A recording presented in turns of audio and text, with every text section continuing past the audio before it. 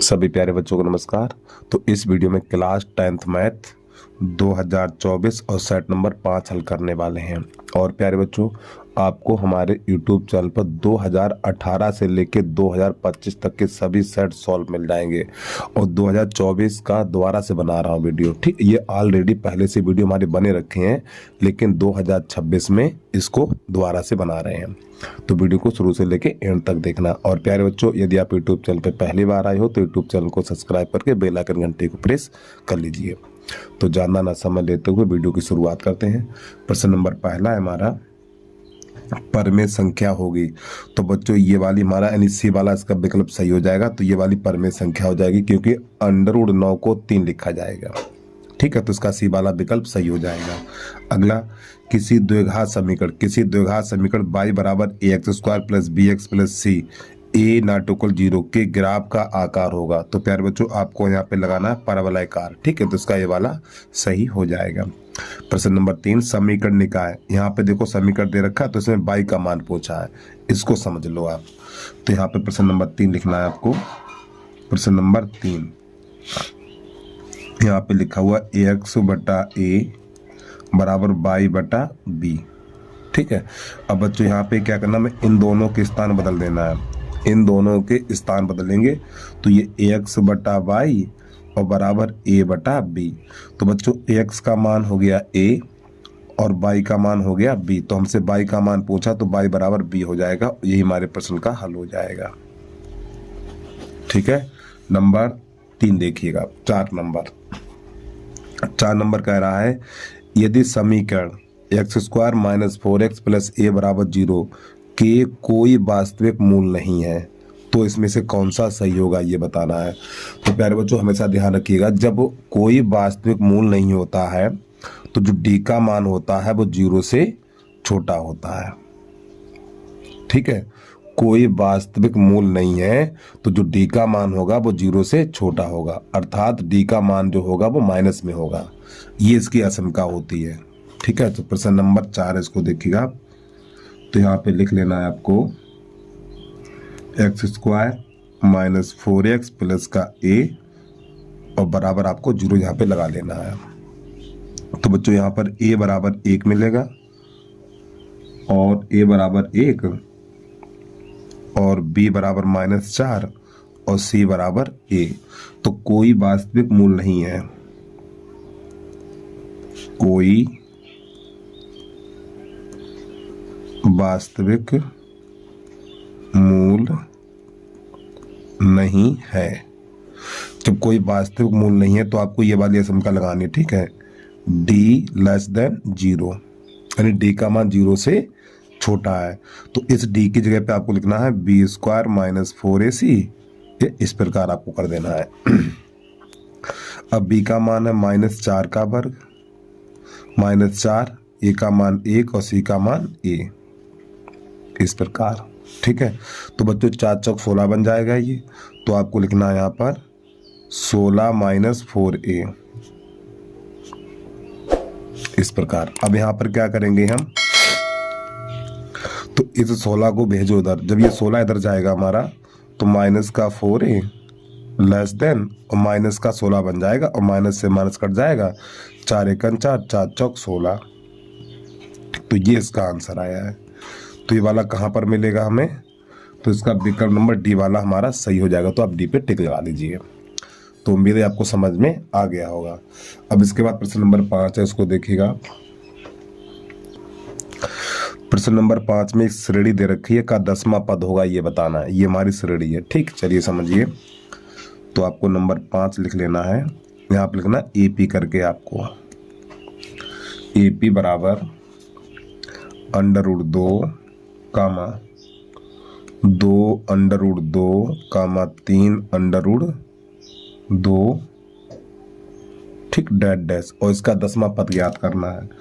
तो बच्चों, यहाँ पर 10वां पद ज्ञात करना, तो यहाँ पर ये a का मान है, तो आपको लिख देना a बराबर √2। फिर आपको लिखना है d बराबर इसमें से घटा दो, 3 अंडर रूट 2 और माइनस 2 अंडर रूट 2। तो बच्चों डी बराबर हो जाएगा अंडर रूट 2 इस प्रकार। अब 10वां पद कैसे लिखा जाता है? तो 10वां पद लिखा जाएगा ए 10 बराबर ए प्लस 9 डी। अब यहाँ पे ए डी के मान लगा दीजिए। तो बच्चों ए का मान अंडर रूट 2 है प्लस 9 और डी का मान अंडर रूट 2 है। तो 1 ये और 9 ये कितना बन जाएगा? 10 बन जाएगा हमारा। तो आपका हो जाएगा 10 अंडर रूट 2। और प्यारे बच्चों ये विकल्प में कहीं दिया नहीं है। अब हम क्या करेंगे, जो अंडर रूट के बाहर संख्या होती है, जो अंडर रूट के बाहर संख्या होती है, इसको ले जाएंगे अंदर और इसका वर्ग हो जाएगा। तो अंडर रूट 2 और गुणा 10 पे घात 2 इस प्रकार। अब ये बन जाएगा 100 और 100 दूनी 200। ठीक, तो ये इसका आंसर आ गया अंडर रूट 200। तो इसका सी वाला विकल्प सही हो जाएगा। सी पे आप टिक लगा लीजिए। अगला नंबर देखिए 6। नंबर 6, निम्नलिखित सारणी का माध्य होगा। ठीक, इसका माध्य कैसे निकालते हैं देखिएगा आप। तो सबसे पहले आपको लिखना वर्ग अंतराल,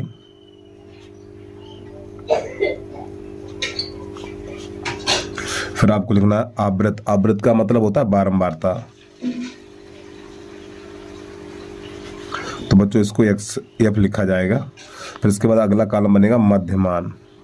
मध्यमान, तो मध्यमान को एक्स से लिखा जाता है। फिर अगला कॉलम बनेगा एक्स इंटू एफ। ठीक है,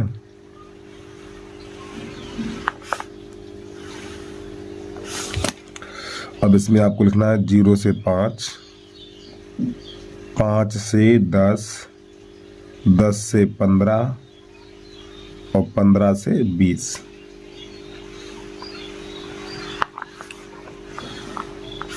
चलिए समझिएगा।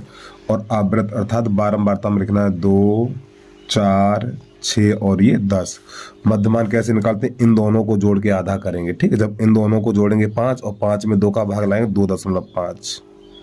2.5। अब इसमें कितने कितने का अंतर है? 5 5 का अंतर है। तो आगे वाले संख्या में 5 जोड़िए। तो 2 में 5 जोड़ेंगे 7.5 और 7 में 5 जोड़ेंगे 12.5 और 12 में 5 जोड़ेंगे 17.5। अब यहाँ पे हमें करना है इसमें गुणा। तो 25 दूनी 50 और दशमलव यहाँ पे लग जाएगा। और ये 75 चौकू 300। ठीक, 300 और इसका दशमलव यहाँ लग जाएगा। और ये 6 पंजा 30 की 0 हासिल लगी 3 और ये बन जाएगा हमारा 6 दूनी 12 और 12 और 3 15 हासिल लगी 1, 6 कन 6 7 बन जाएगा इतना। दशमलव इसका यहाँ लग जाएगा। अब इसका गुणा करेंगे तो ये बन जाएगा हमारा 1750। ठीक है, इस प्रकार। अब इसे जोड़ना है तो इसके जोड़ को बोलते हैं सिग्मा एफ। इसे जोड़ेंगे तो बच्चों ये बन जाएगा हमारा 10, 20 और 2 22। और इसके जोड़ को बोलते हैं सिग्मा एक्स एफ बराबर। इसको जोड़ेंगे तो लास्ट में तो 0 आएगा, उसको छोड़ दीजिए। तो 5 5 10 15 की 5 हासिल लगी 1, 7 7 14, 14 और 3 17, 17 और 1 18 हासिल लगी 1 और ये 2। तो बच्चों इसका जोड़ हो गया 285। गलत हो गया। ये 5 5 10 5 15 की 5 हासिल लगी 1, 7 कम 7 7 दूनी 14, 14 और 3 17, 17 और 1 18 हासिल लगी 1, 1 और 1 2। ठीक, 285। ठीक है, अब आपको सूत्र लगाना समांतर माध्य बराबर सिग्मा एक्स एफ बटा सिग्मा एफ। तो सिग्मा एफ का मान है हमारा 285 और बटा 22। अब बच्चों ये थोड़ा काट दीजिए अब आप। तो बच्चों जब इसका इसमें भाग लगाएंगे तो भाग इसका निकल के आएगा हमारा 12.95। ठीक है, तो इसका हमारा विकल्प सी वाला सही हो जाएगा। चलिए अगला प्रश्न देखिएगा आप। प्रश्न नंबर है हमारा 7वां। 7वें में दे रखा है यदि यहाँ पे 2 त्रिभुज है, एक त्रिभुज है ABC और एक त्रिभुज है DEF। इन दोनों त्रिभुजों की 2 भुजाएं समानुपात में हैं तो वे दोनों त्रिभुज समरूप होंगे। ठीक, तो इसमें एक संगत कोण बराबर दिखाना है आपको। चलिए समझिएगा। तो नंबर है 7। तो बच्चों यहाँ पे त्रिभुज का नाम लिखेंगे पहले। एक त्रिभुज ये है हमारा और एक त्रिभुज ये है। तो यहाँ पे लिखेंगे ABC। तो बच्चों इसका नाम हमने जो लिखना स्टार्ट किया है ABC, तो इसका भी नाम इसी प्रकार लिखेंगे DE और ये AF। अब यहाँ पे जो हमें अनुपात दिया हुआ है इसको थोड़ा समझ लीजिए। यहाँ पे लिखा हुआ है AB बटा DE बराबर BC बटा FD। तो मैं ये दिखाना है इस अनुपात के बीच में कौन सा कोण आएगा। ठीक है, देखो AB बटा DE, तो बच्चों AB और बटा DE, फिर है BC बटा FD, BC और बटा FD। तो इन दोनों के बीच में कौन सा कोण है, यहाँ पर है B और यहाँ पर है D। तो आपको लिख देना है कोण B बराबर कोण D, या कोण D बराबर कोण B। अब यहाँ पे देख लो कहाँ पर ये विकल्प है, वहीं पे आप टिक लगा दीजिए। ठीक है, कोण B बराबर कोण D कहाँ पर है, ये कोण B बराबर कोण D, तो इसका D वाला सही हो जाएगा। प्रश्न नंबर 8 है, इसको देखिएगा। शीर्ष इतने इतने, ठीक है, यानी शीर्ष 0,4 0,0 और 3,0 वाले त्रिभुज का परिमाप होगा। इसको समझिए आप। आपको सबसे पहले बनाना है एक त्रिभुज इस प्रकार। तो बच्चों यहाँ पे लिख लो A, यहाँ लिख लो B और यहाँ लिख लो C। तो त्रिभुज का परिमाप होता है तीनों भुजाओं का योग। ठीक, तो यहाँ पे पहला बिंदु है हमारा 0,4 और अगला बिंदु है हमारा 0,0, फिर अगला बिंदु है हमारा 3,0। तो बच्चों हमें क्या करना, इसके बीच की दूरी निकालनी है, फिर इसके बीच की दूरी निकालनी है, फिर इसके बीच की दूरी निकालनी है। चलिए समझिएगा। तो सबसे पहले आपको लिखना AB बराबर, AB के बीच की दूरी निकालनी है। तो जब बच्चों इन दोनों के बीच की दूरी निकालेंगे तो ये वाला 0,0 है, तो हम क्या करेंगे, इसी का वर्ग करके वर्गमूल निकाल देंगे। तो ये 4 का वर्ग करेंगे तो 4 का वर्ग 16 हो जाएगा और 16 को 4 लिखा जाएगा।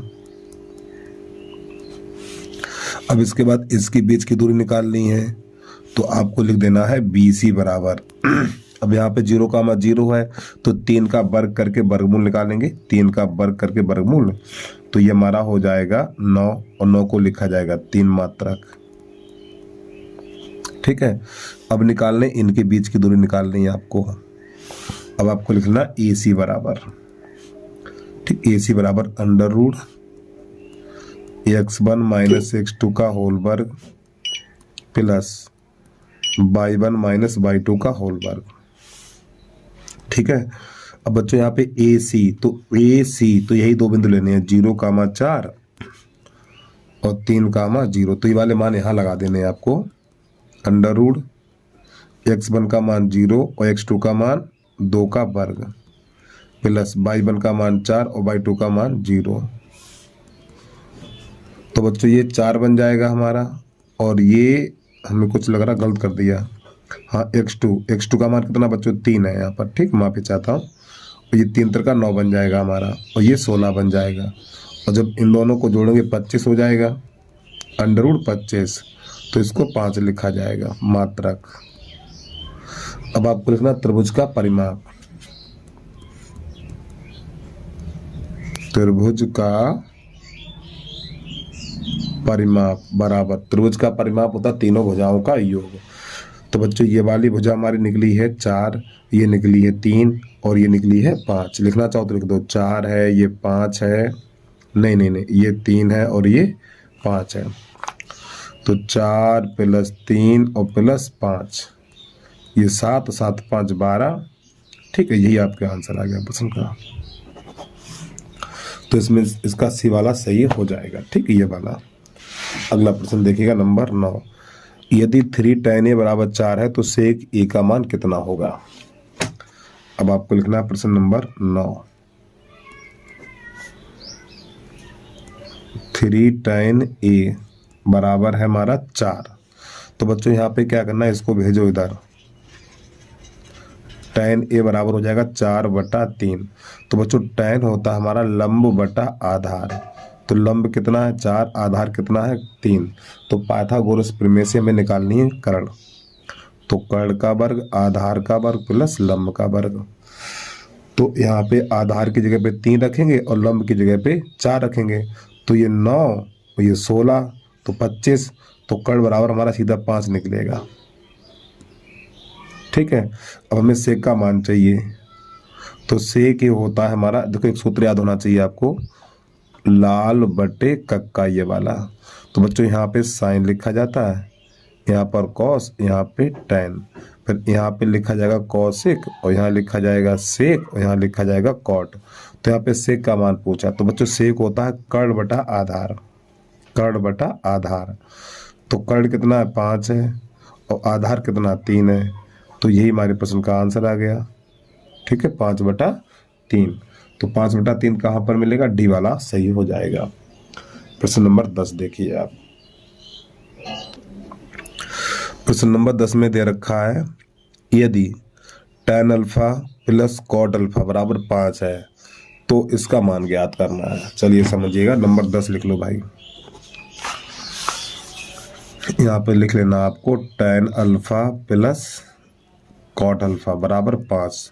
तो प्यारे बच्चों यहाँ पे दोनों पक्षों का वर्ग करेंगे हम, दोनों पक्षों का वर्ग करने पर, जब इसके दोनों पक्षों का वर्ग करेंगे तो tan अल्फा प्लस, और बच्चों माफी चाहता हूँ यहाँ पे कॉट लिखिए आप, कॉट अल्फा का होल वर्ग और बराबर 5 का वर्ग।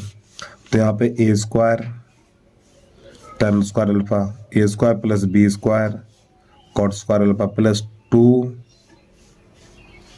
ए और ये बी और बराबर 25। तो आपको यहाँ पे लिख लेना है tan square alpha plus cot square alpha plus 2, और बच्चों tan है ना, tan को लिख दो 1/कॉट, 1/कॉट इंटू इसको ऐसे छोड़ दो कॉट अल्फा और बराबर 25। इससे ये हमारा कट जाएगा। तो यहाँ पे 2 बचेगा और 2 को उधर भेज देंगे।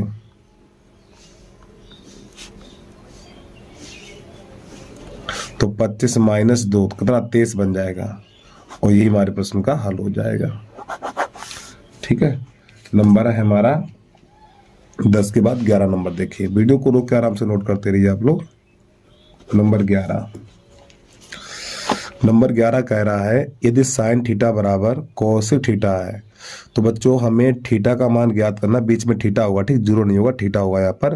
तो थीटा का मान 0 के बराबर या 0 से बड़ा, पाई के यानी कि 90 के बराबर 90 से छोटा, यानी थीटा का मान 0 और 90 के बीच में चाहिए, या 0 और 90 हो सकता है हमारा। ठीक है, चलिए समझिएगा। तो आपको यहाँ पे लिख लेना है साइन थीटा बराबर कोसेक थीटा। तो प्यारे बच्चों इसके लिए आपको यहाँ पर क्या टेबल याद होनी चाहिए। तो साइन और कोसेक में, साइन और कोसेक में किसके मान बराबर होते हैं बच्चों, साइन और कोसेक में किसके मान बराबर होते हैं। तो थीटा बराबर आपका हो जाएगा 90, ध्यान रखिए, क्योंकि साइन 90 का भी मान 1 होता है। यहाँ पे देखो ऐसे, यहाँ पे 90 रखेंगे हम और यहाँ पर भी रखेंगे 90। तो बच्चों साइन 90 का मान 1 और कोसेक 90 का मान 1। ठीक, तो इसका 90 अंश वाला सही हो जाएगा। प्रश्न नंबर 12 है, इसको देखिएगा आप लोग। पहले प्रश्न दिखा दे तब हल करेंगे हम। 12 नंबर में दे रखा है sine theta minus cos theta बराबर इतना, तो इसका मान ज्ञात करना है। ठीक है, चलिए समझिएगा। तो आपको लिख देना है sine theta minus cos theta बराबर 0। तो बच्चों कॉस को भेजिए उधर, तो साइन थीटा बराबर कॉस थीटा। अब यहाँ पर आपको टेबल में ऐसा मान बताइए जो साइन और कॉस बराबर हो। तो बच्चों यहाँ पे थीटा बराबर आपको रख देना 45। जब हम थीटा बराबर 45 रखेंगे तो साइन 45 का मान 1/√2 और कॉस 45 का भी मान 1/√2 हो जाएगा। तो थीटा बराबर आपको यहाँ पे 45 लेना है। फिर इसके बाद जो हमें मान ज्ञात करना है साइन पे घात 4 थीटा और प्लस कॉस पे घात 4 थीटा, इसका मान ज्ञात करना। तो मान लगा दीजिए थीटा की जगह 45, तो ये बन जाएगा साइन 45 घात 2, इसको ऐसे लगाइए, ठीक है। यहाँ पर कॉस 45 और इस पर भी घात 2 लगा दीजिए। तो बच्चों साइन 45 का मान 1/√2 प्लस इसका मान, तो यहाँ पे घात 2 लगानी है, सॉरी माफी चाहता हूँ प्यारे बच्चों, घात 4 है, यहाँ पर घात 4 लगानी है, यहाँ पे घात 4 और 1/√2 पे घात 4। अब 4 का मतलब होता है इसका आपस में 4 बार गुणा करो, थोड़ा देख लो समझ लो, 1/√2 1/√2 ऐसे करके 4 बार करना है आपको। तो बच्चों इसका इसमें करेंगे 2 और इसका इसमें करेंगे 2, तो 2 दूनी 4, तो इसका हो जाएगा 1/4। तो यहाँ पर आपको लिखना है 1/4 और प्लस 1/4, इसके हर समान है, तो 2/4 और 2 एकम 2 और 2 दूनी 4, तो इसका जो आंसर निकलेगा 1/2 निकल के आ जाएगा और यही हमारे प्रश्न का हल हो जाएगा। ठीक है, तो इसका बी वाला विकल्प सही हो जाएगा। चलिए अगला प्रश्न देखिएगा आप। अब आपको देखना प्रश्न नंबर 13 में क्या कह रहा है, देखो। एक बिंदु Q से एक वृत्त पर स्पर्श रेखा की लंबाई 24 सेंटीमीटर तथा Q की वृत्त के केंद्र से दूरी 25 सेंटीमीटर, तो वृत्त की त्रिज्या ज्ञात कीजिए। तो ये हमारी स्पर्श रेखा है और बिंदु Q से केंद्र की दूरी है 25 सेंटीमीटर, तो वृत्त की त्रिज्या ज्ञात करनी है हमें। चलो समझो। तो बच्चों ये हमारा एक वृत्त का, यानी ये हमारा एक वृत्त है और ये वृत्त का केंद्र है। तो कुछ दूरी पर यहाँ पर बिंदु Q है, इसको यहाँ से मिलाना है, फिर यहाँ से एक वृत्त की स्पर्श रेखा खींचनी है इस प्रकार। तो प्यारे बच्चों ये कहलाता हमारा स्पर्श बिंदु। जब वृत्त के केंद्र से स्पर्श बिंदु को मिलाते हैं इस प्रकार, तो ये कोण बनता है 90 अंश का, और यहाँ पे लिखेंगे O, और ये हमारी वृत्त की त्रिज्या होती है, और ये दूरी दे रखी है 25 सेंटीमीटर, और ये वाली दूरी दे रखी है 24 सेंटीमीटर, और यहाँ पे बिंदु रख लो P। तो प्यारे बच्चों हमेशा ध्यान रखिएगा आप, जब वृत्त के केंद्र से स्पर्श बिंदु को मिलाते तो यहाँ पे जो कोण बनेगा वो 90 अंश का होगा, और 90 अंश के सामने वाली भुजा कर्ण, तो ये वाली भुजा हमारी कर्ण कहलाती है। तो इस R का मान ज्ञात करना है। तो पाइथागोरस प्रमेय लगा देनी है आपको, कर्ण का वर्ग बराबर आधार का वर्ग प्लस लंब का वर्ग। तो कर्ण हमारी ये वाली भुजा हो जाएगी 25 का वर्ग, आधार इसको कर दो और ये 24 का वर्ग। तो बच्चों यहाँ पर 25 का वर्ग 625 बराबर R का वर्ग प्लस 24 का वर्ग 576। अब इसको भेजो इधर, तो 625 और ये बन जाएगा माइनस का 576, और बराबर ये हो जाएगा बेटा हमारा R²। अब इसे घटाएंगे तो 15 में से 6 जाएगा, 9 बचेगा, फिर यहाँ से 2.5 लेंगे 11, और 11 में से 7 जाएगा, 11 में से 7 जाएगा, 4 बचेगा,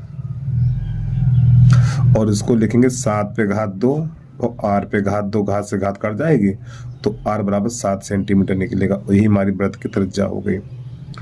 तो R बराबर 7 सेंटीमीटर, इसका विकल्प नंबर हो जाएगा हमारा ए वाला सही। तो आप ए पे टिक लगा लीजिए। अब इसके बाद प्रश्न नंबर 13 के बाद 14 नंबर देखिए आप। 14 नंबर में कह रहा है, यदि एक बिंदु P से O केंद्र वाले किसी वृत्त पर PA PB स्पर्श रेखाएं परस्पर 80 अंश का कोण पर झुकी हुई हैं, तो कोण POA का यानी POA होगा। चलिए समझिएगा। तो पहले बच्चों बनाना एक वृत्त, ठीक है, और वृत्त के बाहर एक बिंदु ले लेंगे हम P, ठीक, यहां पर हो जाएगा P, और इस बिंदु से वृत्त की स्पर्श रेखाएं खींचनी, और ये वृत्त का केंद्र है हमारा।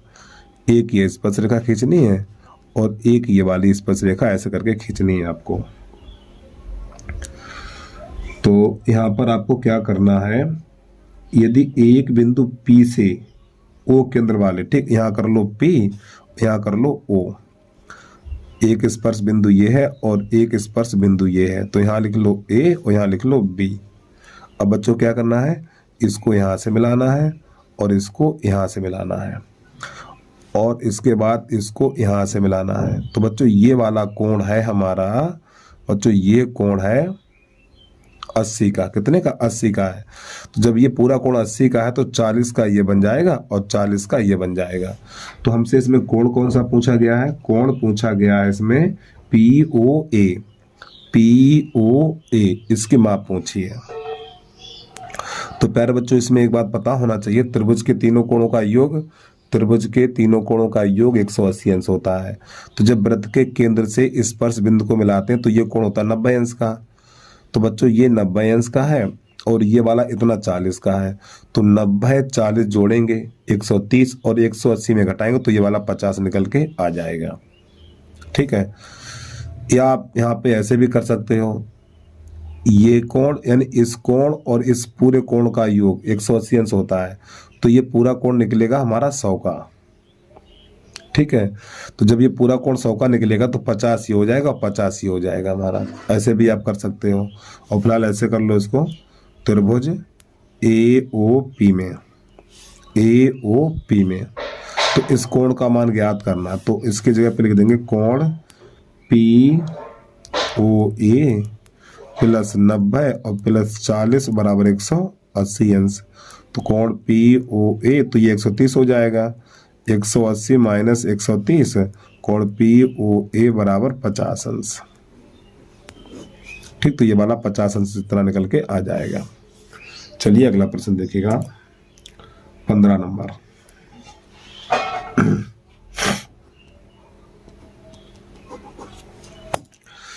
15 नंबर कह रहा है आर त्रिज्या वाले वृत्त के उस त्रिज्यखंड का क्षेत्रफल ज्ञात कीजिए जिसका कोण थीटा है। ठीक है, तो वृत्त का क्षेत्रफल कौन सा है, यानी वृत्त के उस त्रिज्यखंड का क्षेत्रफल। चलिए समझिएगा, तो आपको यहाँ पे लिख लेना है वृत्त का त्रिज्यखंड। तो प्यारे बच्चों वृत्त के त्रिज्यखंड का सूत्र होता है हमारा थीटा बटा 360 गुणा पाई R स्क्वायर। ठीक है, लेकिन यहाँ पर विकल्प में ये वाला कहीं दिया नहीं है, यानी वृत्त का त्रिज्यखंड ये इसका सूत्र होता है, लेकिन ये विकल्प में दिया नहीं। तो यहाँ पर हम क्या करेंगे, इसमें 2 का गुणा और 2 का भाग करेंगे इस प्रकार। तो यहाँ पर हमें मिलेगा थीटा बटा इसका जब इसमें गुणा करेंगे 720 और इसका इसमें करेंगे तो आपका हो जाएगा 2 पाई R स्क्वायर। तो ये वाला विकल्प जो हमें मिलेगा बच्चों, इसका बी वाला सही हो जाएगा। तो बी पे आप लगा लेना है टिक। प्रश्न नंबर 16 देखिएगा आप। नंबर 16 है हमारा, एक ठोस पाइप का व्यास 4 सेंटीमीटर है तथा इसकी लंबाई 20 सेंटीमीटर है। पाइप में प्रयुक्त धातु का आयतन ज्ञात कीजिए। तो बच्चों ये हमारा व्यास दे रखा है और ये इसकी है ऊंचाई, यानी यहाँ पर हमें बनेगा बेलन बनेगा हमारा। तो बेलन का आयतन ज्ञात करना है हमें। तो यहाँ पे आपको लिख लेना है व्यास बराबर 4 और व्यास को 2R लिखा जाता है। तो 2 एकम 2, 2 दूनी 4, तो R बराबर 2 सेंटीमीटर। और बच्चों इसकी जो ऊंचाई दे रखी है, ऊंचाई है हमारी 20 सेंटीमीटर। अब आपको नई लाइन से लिख लेना बेलन का आयतन, बेलन का आयतन। तो बेलन के आयतन का सूत्र होता है पाई R स्क्वायर H। तो यहाँ पे आपको पाई का मान नहीं लगाना क्योंकि पाई का मान प्रश्न में दिया हुआ है, यानी पाई विकल्प में दिया हुआ है तो पाई का मान आपको नहीं लगाना है। पाई R का मान 2 है, फिर 2 का वर्ग 4 हो जाएगा और H का मान 20 है तो 20 लिख दीजिए। तो 20 चौक 80, 80 पाई वर्ग सेंटीमीटर। ठीक है, तो ये जो इसका विकल्प हो जाएगा, सॉरी प्यारे बच्चों माफी चाहता हूँ, ये आयतन है तो घन सेंटीमीटर आपको लिखना है, घन सेंटीमीटर, घन सेंटीमीटर। अब इसके बाद प्रश्न नंबर 18 उसको देखेगा। 18 में क्या करना है, इसका माध्यक वर्ग ज्ञात करना है। ठीक है, ये देखो 18 नंबर इसका माध्यक वर्ग ज्ञात करना। तो माध्यक वर्ग ज्ञात करने के लिए इसकी निकाली जाती है संचयी बारंबारता। चलिए समझिएगा भाई। तो सबसे पहले आपको यहाँ पे लिखना है वर्ग अंतराल,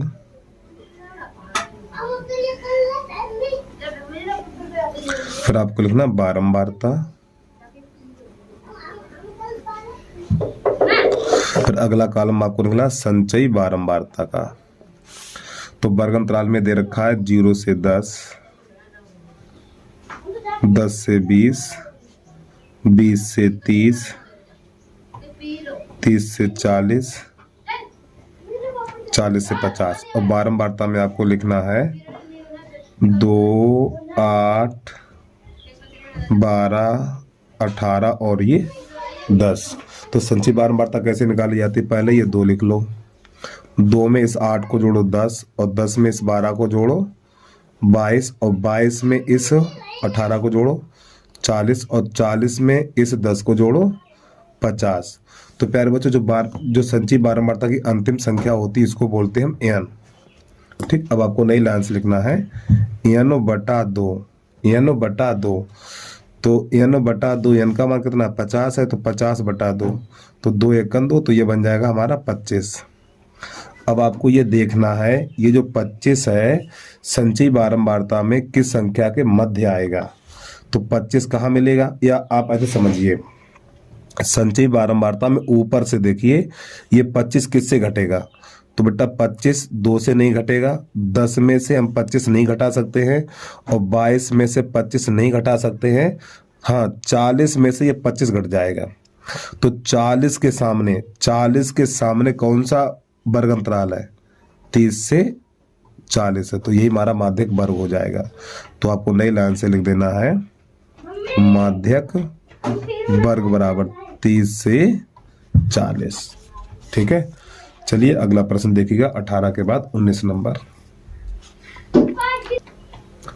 प्रश्न नंबर 19 है, एक बारंबारता सारणी का माध्य तथा माध्यक क्रमशः 30 और 35 है, तो इसका बहुलक होगा। तो बच्चों ये दे रखा माध्य और ये दे रखा माध्यक, तो इसका बहुलक ज्ञात करना। तो इसके लिए आपको एक सूत्र याद रखना पड़ेगा। नंबर 19 है हमारा 3 गुणा माध्यक बराबर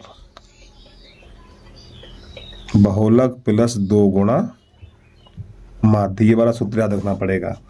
तो 3 गुणा इसका माध्यक जो दे रखा है माध्यक का 35 बराबर बहुलक तो ज्ञात ही करना है इसका हमें, और 2 गुणा माध्य है बेटा हमारा 30। तो ये 35 तिया 105 बन जाएगा, और ये बन जाएगा 60 हमारा, और 60 को दल्लाओ तो माइनस का हो जाएगा, और बराबर बहुलक।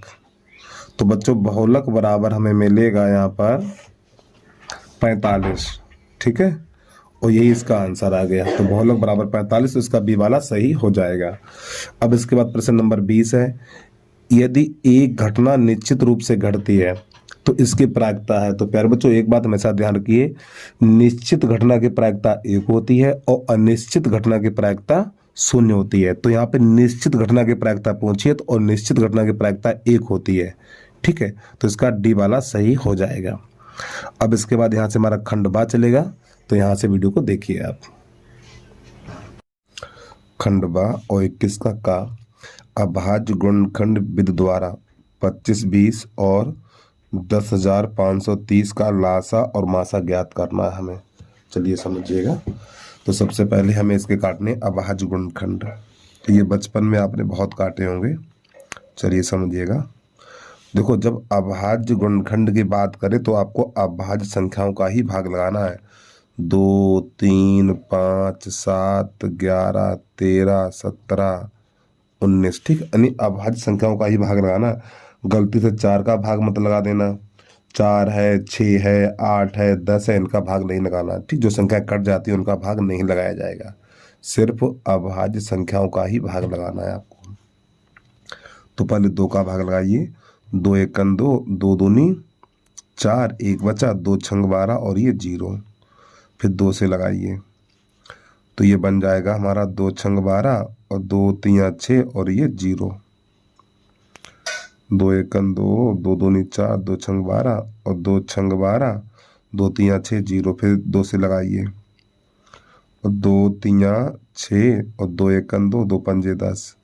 बच्चों इसमें लगेगा 3 का, 3 एकन 3 भाग खाई बिंदी और 3 पंजे 15, फिर 3 का लगेगा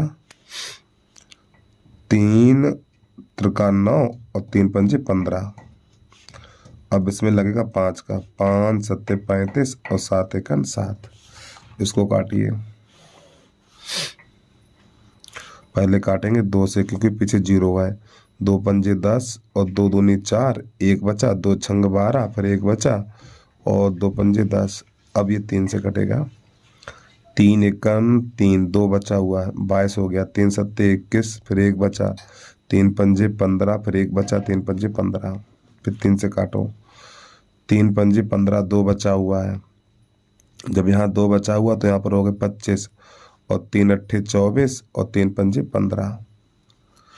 अब ये फिर 3 से काटिए, 3 एकन 3, यहाँ पे 2 बचा तो हो गया 28 और 3 नेम 27 और 3 पंजे 15, फिर 3 से कट जाएगा।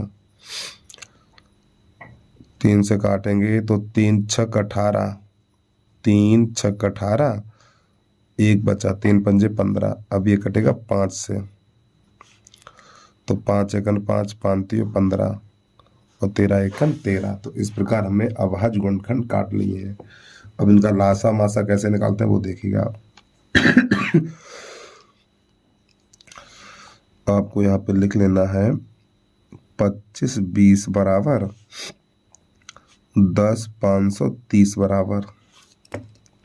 तो बच्चों यहाँ लिखना है 2, ये सब संख्या लिख लो, ठीक है। 2 गुणा 2, 2 गुणा 2 गुणा 2 गुणा 3 गुणा 3 और गुणा 5 गुणा 7, ऐसे करके, ठीक है। इसको लिख लेना है 2 गुणा 3 कितनी बार है, 1 2 3 4, 3 गुणा 3 गुणा 3 और 5 गुणा 13। तो बच्चों सबसे पहले निकालना है इसका मासा। तो मासा के लिए सबसे पहले यहाँ पर वह संख्या लिखी जो इन दोनों में हो। तो देखो ये 2 मिलेगा, फिर इसके बाद ये 3 मिलेगा, फिर इसके बाद ये 5 मिलेगा। 2 गुणा 3 गुणा 3 गुणा 5, इनका गुणा कर लीजिए। 3 त्रिका 9, 9 पन्ना 45, 45 दूनी 90। तो बच्चों ये तो निकला इसका मासा। अब हमें लासा निकालना है। तो लासा निकालने के लिए सबसे पहले मासा लिखा जाता है। मासा लिखने के बाद जो संख्या ऊपर बची उनका गुणा कर लो। देखो यहाँ पर बचा हुआ है हमारा 2 दूनी 4, 2 दूनी 4 और 4 सत्ते 28। तो बच्चों 28 तो ये हो गया। अब नीचे बचा हुआ है हमारा 3 त्रिका 9, 3 त्रिका 9, 9 ये लिख लो और 13 ये लिख लो। इस प्रकार चाहो तो गुणा करके लिख लो आप सीधा। अब इसका गुणा करिए तो 9 अट्ठे 72, या पहले देखो 9 नेम 81 कर लो। 9 नेम 81 गुणा 28 और गुणा 13। तो बच्चों यहाँ पर पहले 0 लगा लो। 28 एकन 28, ठीक है, कि 8 हासिल लगी 2। अब इसका इसमें करना है हमें। तो 28 गुणा 8, 8 8 64 की 4 हासिल लगी 6 और 8 दूनी 16, 16 6 22। और इसमें हमें हासिल भी जोड़नी है, 2 हासिल जोड़नी है। तो 226,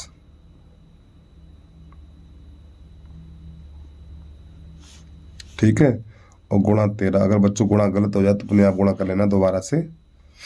0 13 अट्ठे 104, 13 अट्ठे 104 हासिल लगी 10 और 13 पंजे 65 और 13 छक 78। 78 में 10 जोड़ेंगे तो हो जाएगा हमारा 88 की 8 हासिल लगी 4, नहीं 8।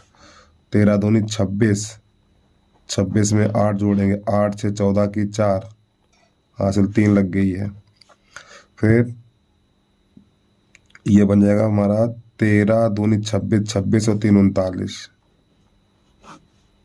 13 दूनी 26, 26 और 3 29, ठीक। तो ये इसका लासा निकल के आ गया 29 48 40, ठीक है। चलिए इसके बाद अगला प्रश्न समझिएगा आप लोग। 21 का खा। वीडियो को रोक के आराम से नोट कर लीजिए भाई। प्रश्न नंबर 21 का खा है, सिद्ध कीजिए कि 2 √3 एक अपर में संख्या है। तो सबसे पहले आपको यहाँ पे लिख लेना है माना 2√3 एक परमेय संख्या है। बच्चों जब ये परमेय संख्या है तो परमेय संख्या को p/q के रूप में लिखा जाता है। तो 2√3 बराबर p/q और आगे इसके लिख देना है आपको जहां p तथा q सह अभाज्य पूर्णांक है। ठीक है, और कामा लगा के Q नॉट इक्वल 0 यानी Q का मान 0 नहीं है। अब आपको क्या करना है, ये वाला जो 2 है ना ये भाग में पहुंचेगा तो √3 बराबर हो जाएगा p/2q। तो बच्चों यहीं पे ये हमारा प्रश्न खत्म हो जाता है। अब आपको यहाँ पे लिखनी है इसकी हिंदी। अब इसके नीचे हिंदी लिखनी है आपको p/2q एक परमेय संख्या है, इसलिए √3 भी एक परमेय संख्या है, परंतु विरोधाभास के कारण 2√3 एक अपरमेय संख्या। तो आपको ये वाला प्रश्न इतना कर देना है। अब आ जाइए प्रश्न नंबर 21 का गा, उसको देखिएगा आप। प्रश्न नंबर 21 का गा, यदि कोई रेखा ABC त्रिभुज की भुजा AB तथा AC को क्रमशः D तथा E पर प्रतिच्छेद करे तथा भुजा BC के समांतर हो तो सिद्ध कीजिए AD/AB बराबर AE/AC है। चलिए समझिएगा। तो सबसे पहले यहाँ पे बेटा आपको लिख लेना हल। तो बच्चों आपको बनाना है एक त्रिभुज। तो ये हमारा एक त्रिभुज है, यहाँ लिखना A, यहाँ लिखना है B और यहाँ लिखना है C, और इस BC के समांतर एक भुजा है ये वाली। ठीक है, और इसका नाम है ये कह रहा अन्य दो भुजाओं क्रमशः D और E पर प्रतिच्छेद करे। तो AB को D पर और AC को E पर प्रतिच्छेद कर रहा है। तो सबसे पहले आपको लिख लेना है दिया है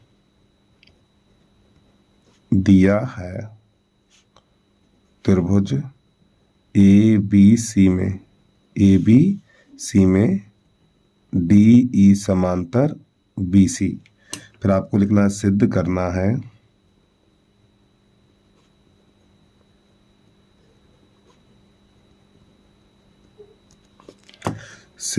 है आपको ये AD/AB बराबर AE/AC। बच्चों ये सिद्ध करना हमें। ठीक है, अब आपको नई लाइन से लिखना है उपपत्ति।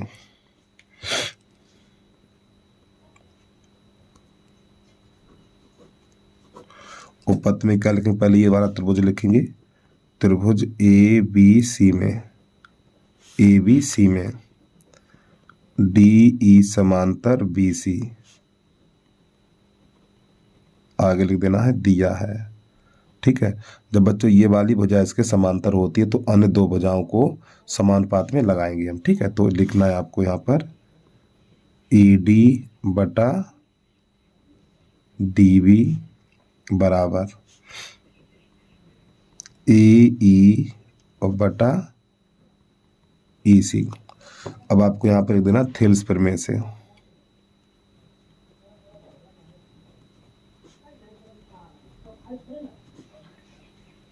ठीक, थेल्स प्रमेय से। अब बच्चों यहाँ पे क्या करना है, इसके दोनों पक्षों में हम एक जोड़ेंगे। दोनों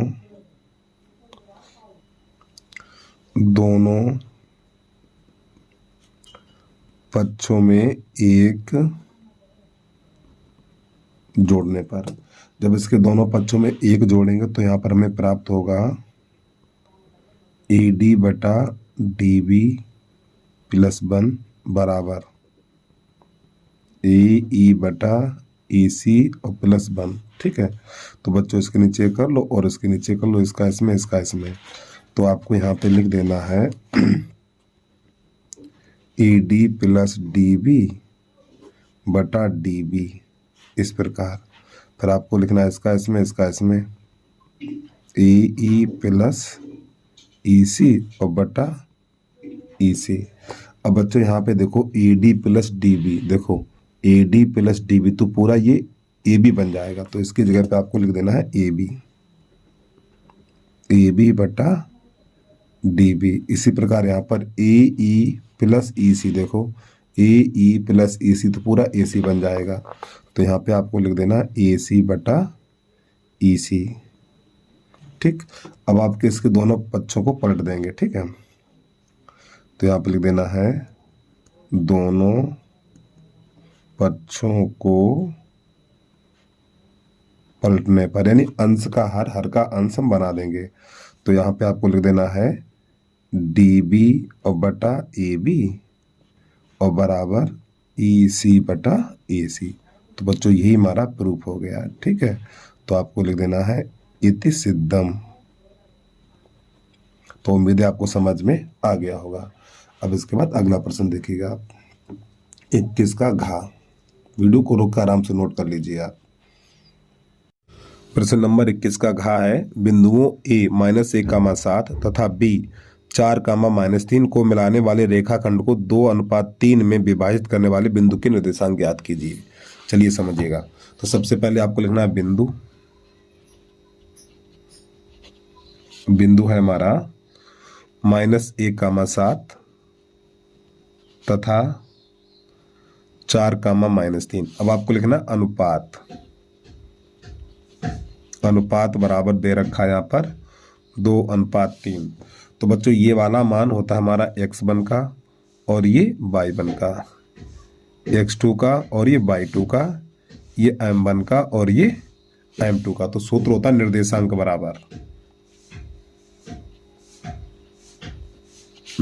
बराबर m1 x2 m2 x1 बटा m1 प्लस m2 कामा m1 y2 m2 y1 बटा m1 प्लस m2। अब ये वाले मान इसमें आप लगा दीजिए। तो बच्चों m1 की जगह पे लगाना है 2 और x2 की जगह पे लगाना 4 प्लस m2 की जगह पे लगाना 3 और x1 की जगह पे -1 लगाना है।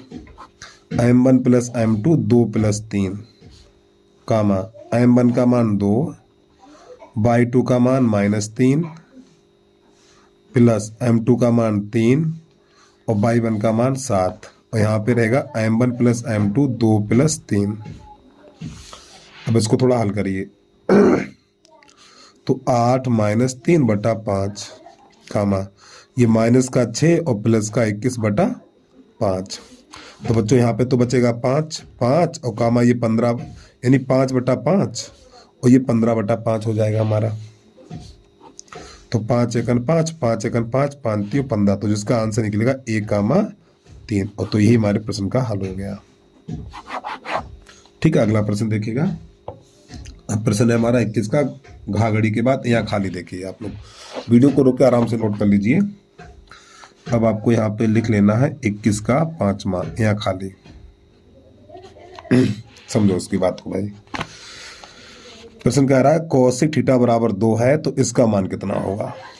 तो आपको यहाँ पे लिख लेना है कोसिक थीटा बराबर 2। तो प्यारे बच्चों आपको यहाँ पे ये पता होना चाहिए कोसिक में 2 मान किसका होता है।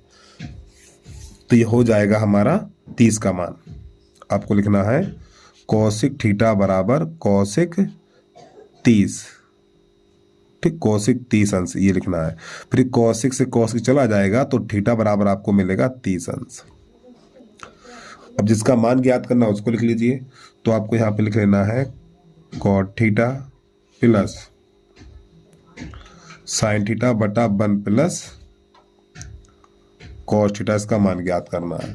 तो जो हमने थीटा बराबर 30 निकाला तो थीटा की जगह पे आपको 30 लगाना है। तो कॉट 30 प्लस साइन 30 और बटा 1 प्लस कॉस 30। ठीक है, तो कॉस 30 का मान होता है √3 प्लस अब साइन 30 का मान 1/2, फिर ये बटा इसका मान लगाएंगे 1 प्लस कॉस 30 का मान है √3/2। तो बच्चों इसके नीचे 1 करेंगे हम, ये बन जाएगा √3 और प्लस 1/2 और ये बटा, तो 2 एकन 2, तो 2 प्लस √3 और बटा 2, ये 2 से 2 कट जाएगा हमारा। तो यहाँ पर जो हमें प्राप्त होगा √3 प्लस 1/2 प्लस √3। अब बच्चों यहाँ पे हर का परमेकड़ करेंगे, तो प्लस है तो माइनस हो जाएगा, 2 माइनस √3 बटा 2 माइनस √3। तो √3 प्लस इसका इसमें गुणा करेंगे, तो 2 माइनस √3 बटा, अब यहाँ पे एक बार प्लस एक बार माइनस है, तो आपको माइनस वाली संख्या लेके घात 2 लगा देनी है ऐसे करके, ठीक है।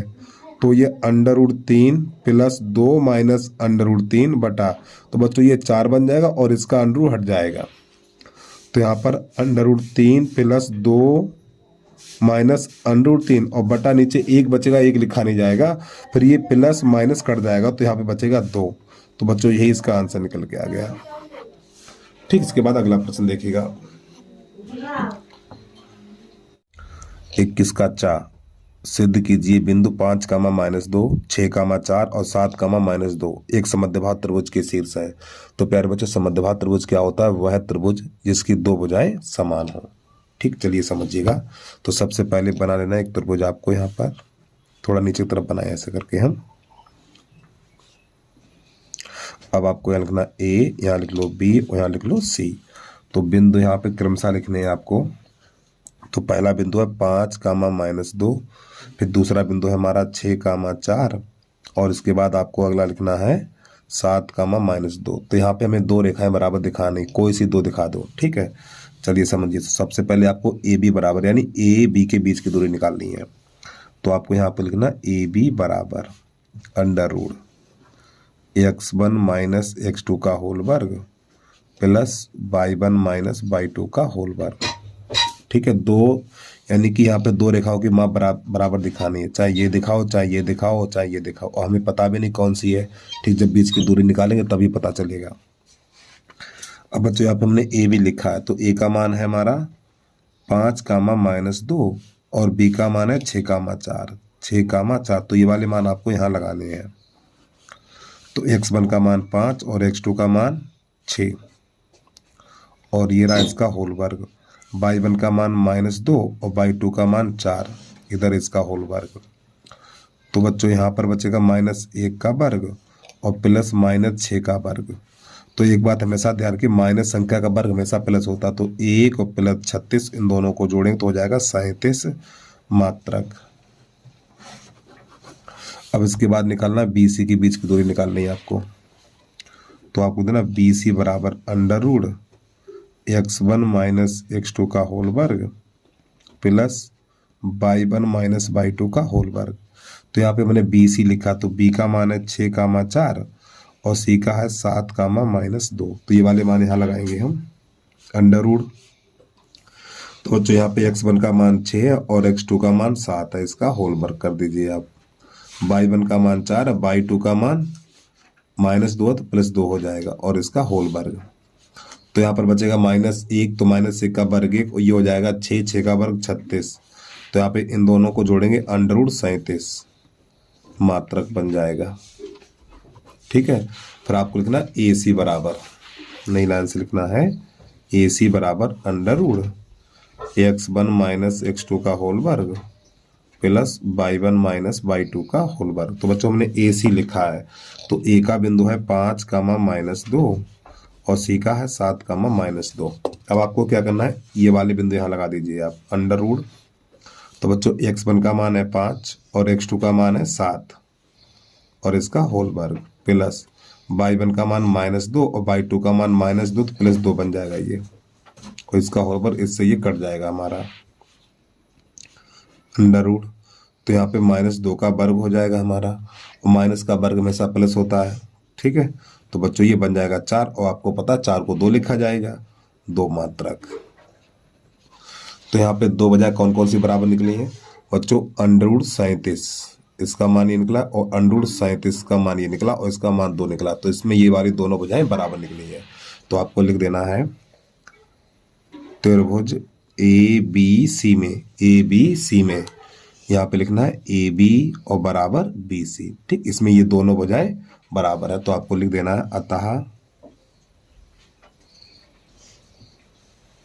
बिंदु 5 कामा -2 और 6 कामा 4 और 7 कामा -2 एक समद्विबाहु त्रिभुज के शीर्ष हैं। एक समद्विबाहु त्रिभुज, ठीक, आगे लिख लेना अपने आप। अतः बिंदु 5 कामा -2 6 कामा 4 7 कामा -2 एक समद्विबाहु त्रिभुज के शीर्ष है। तो इस प्रश्न में आपको इतना ही हल करना था। अब इसके बाद प्रश्न नंबर 22 देखिएगा आप लोग। 22 का का, तो 22 के का में दे रखा, दिखाइए कि रैखिक समीकरण, यहाँ पे दो समीकरण दे रखे हैं कि अनेक हल होंगे। चलिए समझिएगा इसको कैसे हल करना है। तो 22 का का, तो यहाँ पे दो समीकरण दे रखे हैं, 3x - y बराबर 2, ये पहला समीकरण हो गया। चाहो तो यहाँ लिख लो नंबर 1, फिर आपको लिखना 9x - 3y और बराबर 6, ठीक, नंबर 2। अब बच्चों आपको क्या करना है, पहले इनकी तुलना करनी है। तो कैसे तुलना होती है, देखो यहाँ पे गुणांक लिखे जाएंगे। तो आपको लिखना है 3/9, चैप्टर नंबर 3 में आपने पढ़ा होगा। फिर आपको लिखना -1/-3, यहाँ पे 1 होता -1/-3, फिर आपको लिखना है 2/6। तो 3 एकम 3 3 त्रिका 9, माइनस से माइनस कट जाएगा और 2 एकम 2 2 3 6। तो बच्चों 1/3 बराबर 1/3 बराबर 1/3, ठीक है। एक बार चेक कर ले समीकरण सही है हमारे, ठीक सही है। अब आपको क्या करना है यहाँ पर, तो यहाँ पर आपको लिखना है A1/A2 equal B1/B2 equal C1/C2 के रूप का है, ठीक है। तो आपको लिख देना अतः समीकरण कैसे संपाती है, ठीक। इसलिए अपरिमित रूप से अनेक हल है, ठीक। तो इस प्रश्न में आपको इतना ही करके छोड़ देना है। अब इसके बाद प्रश्न नंबर है 22 का खा, इसको देखिएगा आप लोग। 22 का खा नंबर है हमारा, भूमि के किसी बिंदु P से एक 10 मीटर ऊंचे भवन के शिखर का उन्नयन कोण 30 अंश है। भवन के शिखर पर एक ध्वज है। ध्वज के शिखर पर P से उन्नयन कोण 45 अंश है। तो ध्वज दंड की लंबाई ज्ञात कीजिए। चलिए समझिएगा इसको। तो सबसे पहले प्यारे बच्चों एक बनाना आपको क्षैतिज तल। तो बच्चों ये हमारा एक क्षैतिज तल है, ठीक है। वो आपको यहाँ लिखना है P। एक बार प्रश्न को फिर पढ़ेंगे हम। प्रश्न कह रहा है भूमि के किसी बिंदु P से एक 10 मीटर ऊंचे भवन के शिखर का उन्नयन कोण 30 अंश है। तो बच्चों आपको यहाँ पे एक बना लेना है भवन, ठीक। यहाँ से ये हमारा एक भवन है, इसकी ऊंचाई 10 मीटर है। तो इसका उन्नयन कोण, इसको यहाँ से ऐसे मिला देना आपको, ये वाला कोण हो जाएगा 30 अंश। फिर आगे प्रश्न कह रहा है और भवन के शिखर पर एक ध्वज है, तो इसके ऊपर एक ध्वज भी लगाना है आपको, ठीक। इस प्रकार यहाँ पर ध्वज है, ध्वज के शिखर का P से उन्नयन कोण 45 अंश है। तो इसको यहाँ से मिलाना है। अब ये वाला कोण बनेगा हमारा 45 अंश का, इतना ये। तो ये वाली दूरी कर लो, यह ध्वज दंड की लंबाई ज्ञात कीजिए। तो इसको यच कर लीजिए। तो यहाँ पर A, यहाँ पर नहीं P, A कर लो, B कर लो और ये C कर लो। तो बच्चों इस H का मान ज्ञात करना है हमें, और ये वाली दूरी कर लो X। तो सबसे पहले लिख लेना आपको, माना AB एक भवन तथा BC, ये वाला BC एक ध्वज दंड है, ठीक है। माना AB एक भवन तथा BC एक ध्वज दंड है, ध्वज दंड है। तो इस H का मान ज्ञात करना है इसमें। तो सबसे पहले यही त्रिभुज ले लो, त्रिभुज PAB में tan 30 और जो लंब बटा आधार, और tan 30 का मान 1/√3 बराबर 10/x। कैसे गुणा करिए, इसका इसमें इसका इसमें, तो x बराबर हो जाएगा 10√3 मीटर। फिर आपको लिखना है त्रिभुज PAC में त्रिभुज PAC में अब आपको लिखना tan 45, तो यह लंब बटा आधार AH प्लस, ये पूरा लंब हो जाएगा ना, तो AH प्लस 10, तो AH प्लस 10 और बटा x। तो बच्चों x का मान कितना है 10√3 है, तो tan 45 की जगह पे 1 AH प्लस 10 और बटा यहाँ पे लिखना 10√3, तो इसके नीचे किसका इसमें, इसका इसमें, तो AH प्लस 10 बराबर 10√3, इस 10 को उधर भेज दो, तो AH बराबर हो जाएगा 10√3 माइनस का 10। अब आपको क्या करना है, यहाँ पे AH कॉमन ले लो, सॉरी 10 कॉमन लो, जब यहाँ से 10 कॉमन लेंगे तो √3 माइनस 1, और यही हमारे प्रश्न का आंसर हो जाएगा, और आपको लिख देना मीटर। ठीक, इसके बाद अगला प्रश्न देखिएगा। अब यहाँ पे √3 का मान तो दिया नहीं जो हम रख दें, अगर प्रश्न में √3 का मान दिया होता तो रख देते, और जब नहीं दिया तो आपको नहीं रखना, इतना ही करके छोड़ देना है। अगला प्रश्न देखिए आप, गा गमला। तो गा गमला में दे रखा है 2 अंकों से बनी किसी संख्या के अंकों का योग 9 है। यदि संख्या के अंकों को पलट दिया जाए तो नई संख्या मूल संख्या से 27 अधिक है, तो संख्या ज्ञात कीजिए। चलिए समझिएगा, तो ये प्रश्न हमारा संख्या पे आधारित है। तो सबसे पहले आपको लिख लेना है माना इकाई का अंक, माना इकाई का अंक बराबर बाई दहाई का अंक बराबर x। तो बच्चों अभीष्ट संख्या, तो आपको नई लाइन से लिख लेना है अभीष्ट संख्या बराबर 10x प्लस बाई, ये इकाई का अंक और ये दहाई का अंक होता है।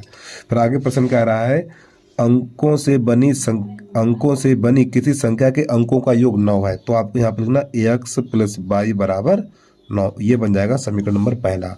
चाहो तो आप यहाँ पे लिख लो शर्त फर्स्ट, ठीक, फर्स्ट लिखनी है, हमने सेकंड लिख दी, फर्स्ट लिखनी है। अब इसके बाद शर्त नंबर 2, इसकी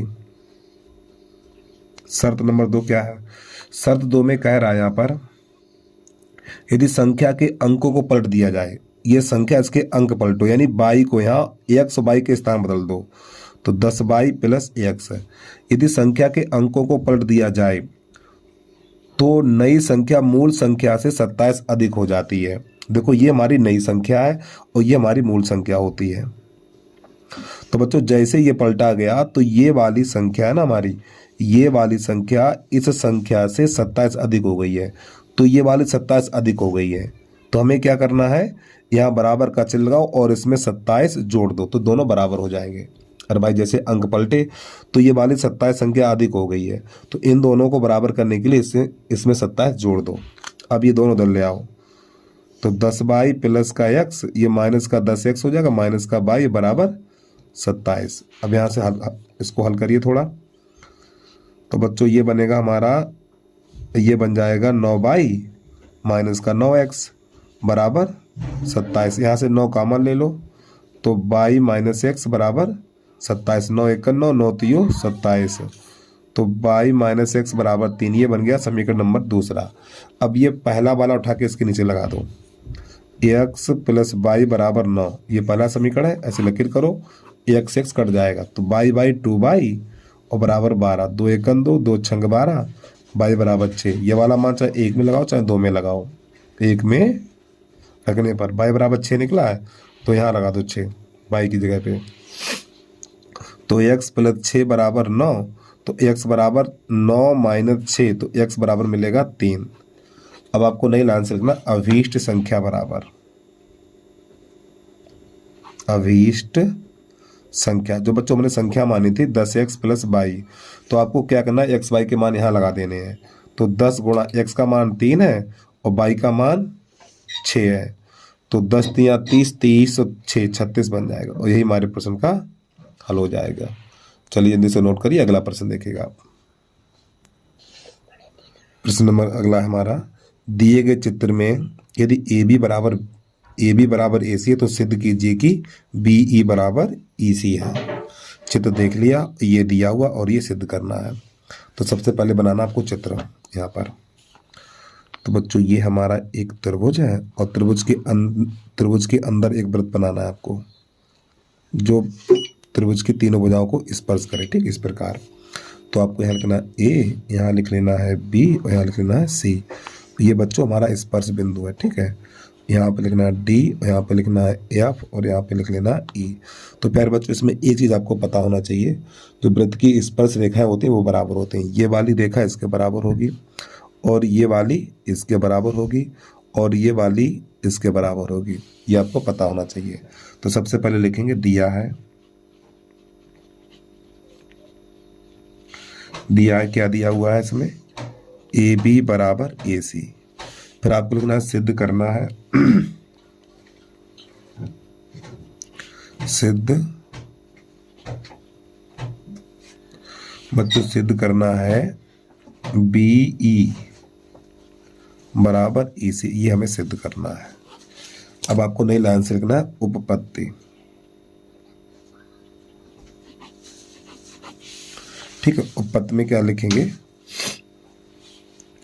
तो पहले लिखेंगे ए बी बराबर ए सी, ए बी बराबर ए सी, यानी ये वाली रेखा इसके बराबर है, और आगे लिखेंगे ये दिया हुआ है। अब बच्चों इसमें एक बात ध्यान समझिएगा, देखो जब ये वाली रेखा इसके बराबर है तो यहाँ पर जो ए बी है ना हमारी ए बी, तो इस ए बी को लिख सकते हैं A D plus D B लिख सकते हैं हम। तो आपको यहाँ पे लिखना है A D plus D B बराबर ये ए सी है, तो ए सी को लिखेंगे A F plus F C. क्या लिखना है आपको, A F plus F C, और इसको मान लेंगे समीकरण नंबर पहला। तो उम्मीद है आपको यहाँ तक समझ में आ गया होगा। अब बच्चों एक बात समझिएगा, देखो बेटा ये वाली रेखा है ना हमारी, ये वाली रेखा इसके बराबर है, तो आपको यहाँ पे लिख लेना है बी डी बराबर बी ई। क्या लिखना है, ये जो बी डी है ना हमारा बी डी बराबर लिख लेना आपको बी ई। इसी प्रकार यहाँ पर जो हमारी ये वाली रेखा है बच्चों, ये वाली रेखा है ना, ये इसके बराबर है, तो आपको यहाँ पे लिखना है एफ सी बराबर ई सी, ठीक है। और इसके बाद फिर ये वाली रेखा इसके बराबर है, तो आपको यहाँ पे लिखना है ए डी बराबर ए एफ, तो ए डी बराबर ए एफ रखने पर, और ये हमारी वृत्त की स्पर्श रेखाएं हैं। अब यहाँ पर क्या करना है हमें, मान लगा दीजिए इसके, देखो इस ए डी की जगह पे, इस ए डी की जगह पे लगाना आपको ए एफ रखिए, तो यहाँ पर ए एफ हो गया प्लस, और बी डी की जगह पे लगाना है, इस बी डी की जगह पे लगाना बी ई, तो यहाँ पे लिख देना है बी ई बराबर ए एफ को ऐसे छोड़ देना है ए एफ बराबर प्लस। अब एफ सी की जगह पे देखो, एफ सी की जगह पे लगाना है बी ई सी, तो यहाँ पर ई सी लगा देना है। अब क्या करेंगे देखिए, लो हमें लग रहा थोड़ी, हाँ इससे ये कट जाएगा, जब इससे कट जाएगा तो यहाँ पर बचेगा बी ई बराबर ई सी, बस यही हमारा सिद्ध हो गया, ठीक है। तो आपको लिख देना इति सिद्धम, ठीक है।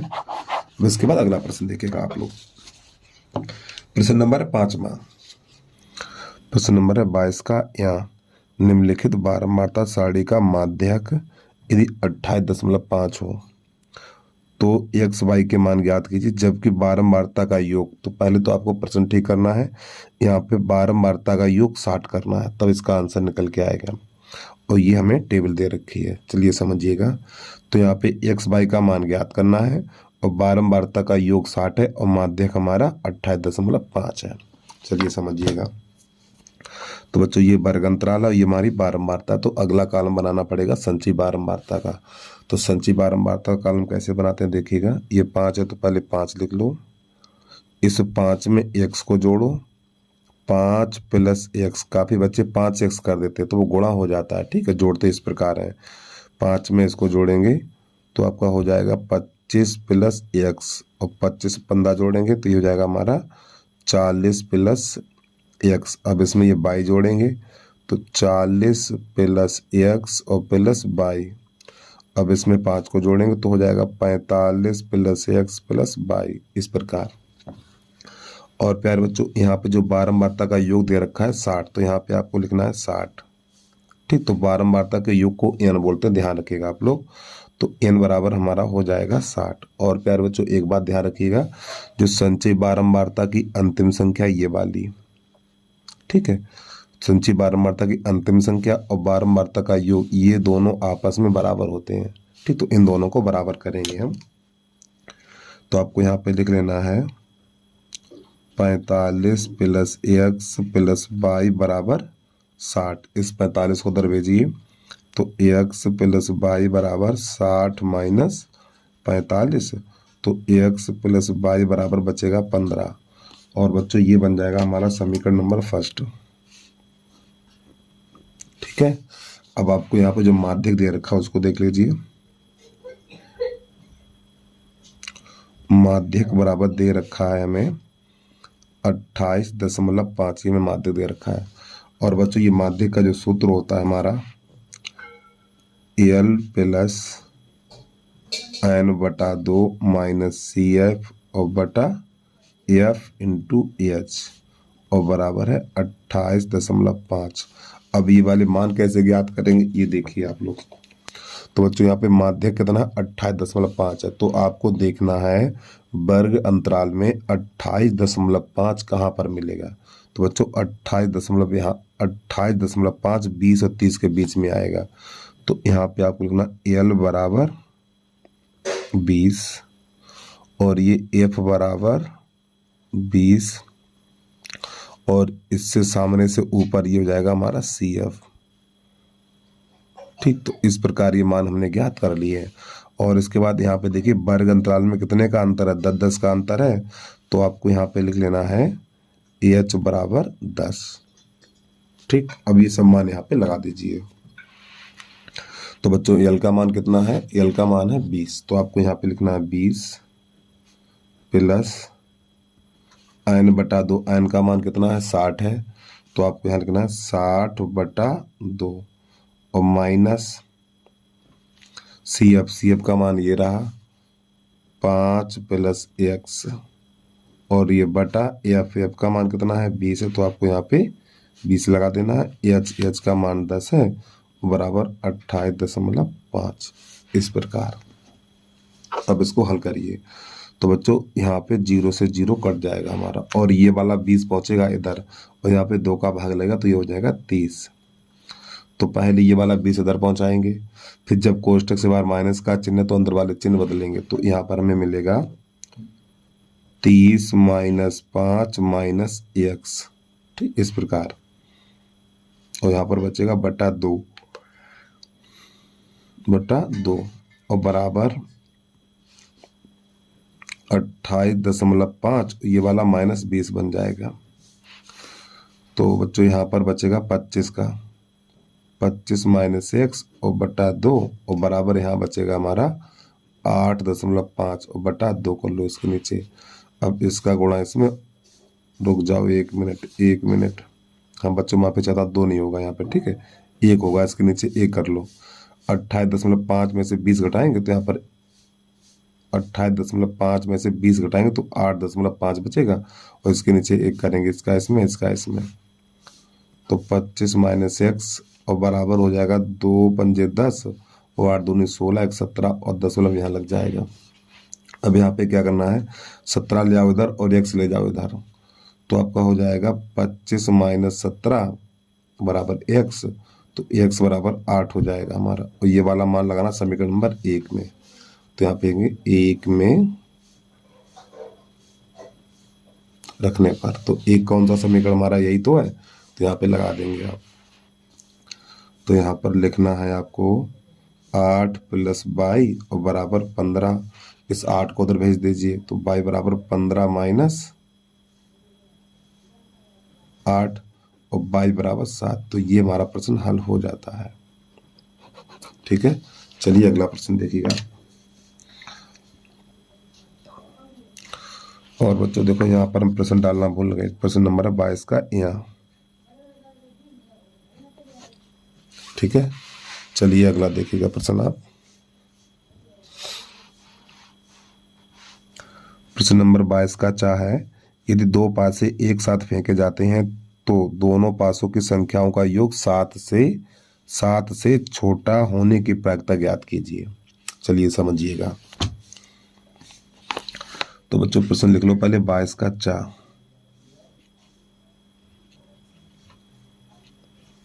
तो सबसे पहले आपको लिख लेना कुल परिणाम। कुल, तो बच्चों कुल परिणाम हो जाएंगे 36। तो 36 परिणाम कौन कौन से होंगे उनको देख लीजिए। तो यस बराबर, यस होता प्रतिदर्श समष्टि, ठीक है।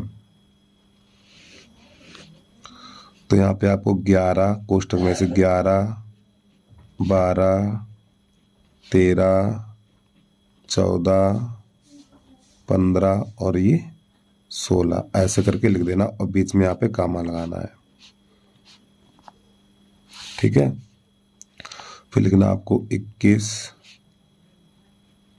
22, 23, 24, 25 और ये 26 कोष्टक लगा के बीच में कामा। फिर लिखना 31, 32, 33, 34, 35, ये 36, 41, 42, 43, 44, 45, 46, 51, 52, 53, 54, 55 और ये 56। फिर लिखना आपको 61, 62, 63, 64, 65 और ये 66। इन सब में कोष्टक बीच में कामा।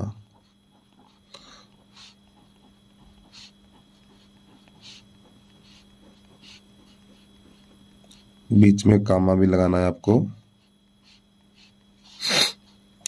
तो बच्चों इस प्रकार ही हमारे हो जाते हैं कुल परिणाम, ठीक है। तो उम्मीद है आप कुल परिणाम तो लिखना सीख गए होंगे।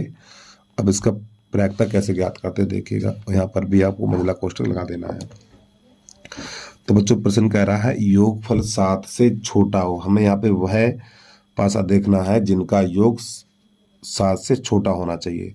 तो देखो 7 से छोटा कहाँ पर मिलेगा। ये 7 बन गया, 5 बन गया, ये 7 से छोटा।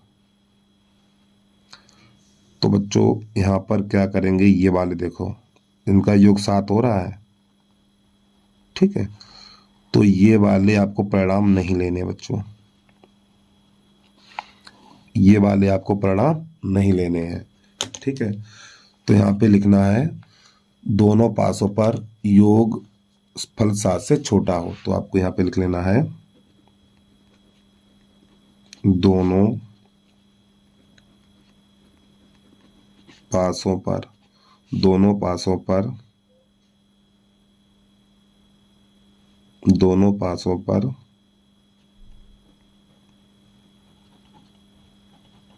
संख्याओं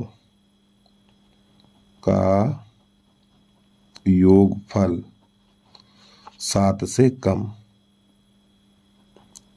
7 से कम, कम या छोटा, ठीक है।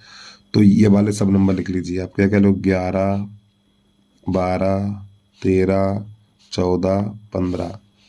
तो चाहे उसके सामने लिख दो 21, 22, 23, 24। फिर लिखना आपको 31, 32, 33। फिर लिखना 41, फिर लिखना है 42, फिर लिखना आपको 51, ऐसे करके।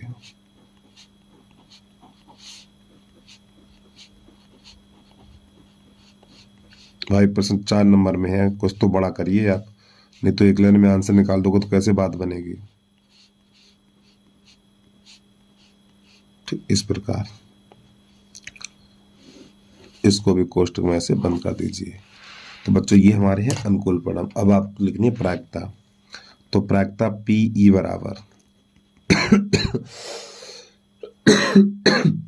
तो ये कितनी है, 1, 2, 3, 4, 5, 6, 7, 8, 9, 10, 11, 12, 13, 14, 15, 15 और बटा कुल ये कितने 36 थे, 15 बटा 36 है। अभी 3 से काट दीजिए आप, 3 पंजे 15 और 3 एकम 3, 3 दूनी 6। तो प्रायिकता जो पी ई निकलेगी हमारी 5/12 निकल के आ जाएगी। ठीक है, तो ये वाला प्रश्न आपको इस प्रकार करना है। चलिए अगला प्रश्न देखिएगा आप, 23 नंबर। यहाँ पे 23 नंबर कह रहा है, यदि 4 कुर्सियों तथा 7 मेजों का मूल्य 360 रुपये है और 6 कुर्सी और 10 मेजों का मूल्य 550 रुपये है, वो 520 रुपये है, तो एक कुर्सी और एक मेज का मूल्य ज्ञात कीजिए। तो सबसे पहले लिखना है माना एक कुर्सी का मूल्य, माना एक कुर्सी का मूल्य का मूल्य बराबर x रुपये। ठीक है, और एक मेज का मूल्य, मेज का मूल्य बराबर 22 रुपये। अब प्रश्न को ध्यान समझिए, प्रश्न कह रहा है 4 कुर्सी 7 मेजें। तो बच्चों 4 कुर्सी और 7 मेजें कर पे खरीदी इसने 360 रुपया, के समीकरण नंबर पहला बन गया। फिर इसके बाद 6 कुर्सी 6x और 10 मेजें कितने में खरीदी हैं इसने, 6 कुर्सी 10 मेजें 520 रुपये में, तो 520, ये बन गया समीकरण नंबर हमारा 2। अब यहाँ पे इसको विलोपन से आप हल कर दीजिए। तो बच्चों यहाँ पे क्या करना, ये 10 है, ये वाली संख्या ले लो, x को काट दो। यहाँ पे देखो, यहाँ पे 6 है तो 6 यहाँ कर दो, गुणा में ऐसे करके, यहाँ 4 तो 4 यहाँ लगा दो आप ऐसे करके। और प्यारे बच्चों एक बात ध्यान रखिए, अगर ये दोनों संख्याएं कट रही तो काट दिया करो, 2 दूनी 4 और 2 3 6। तो यहाँ पे लिखना चाहो लिख लो, समीकरण 1 गुणा 3, नहीं, ठीक है, हाँ 3 कर लो, ठीक है ये, तथा समीकरण 2 गुणा 2। तो समीकरण नंबर 1 में 3 का गुणा करेंगे तो हो जाएगा 12x और 7 3 21 22 और 36 3 108। ठीक, इसमें 2 का गुणा करेंगे तो हो जाएगा 12x 20 22 और बराबर ये बन जाएगा हमारा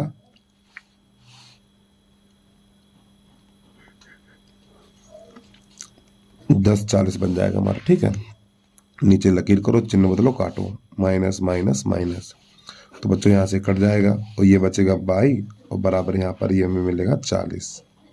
ठीक है, तो जो 22 यानी एक मेज का मूल्य 40 रुपया मिल के आ गया। ठीक है, अब आपको क्या करना है, ये वाला मान समीकरण नंबर 1 में लगाओ चाहे 2 में लगा दो आप। तो यहाँ पे लिखेंगे 1 में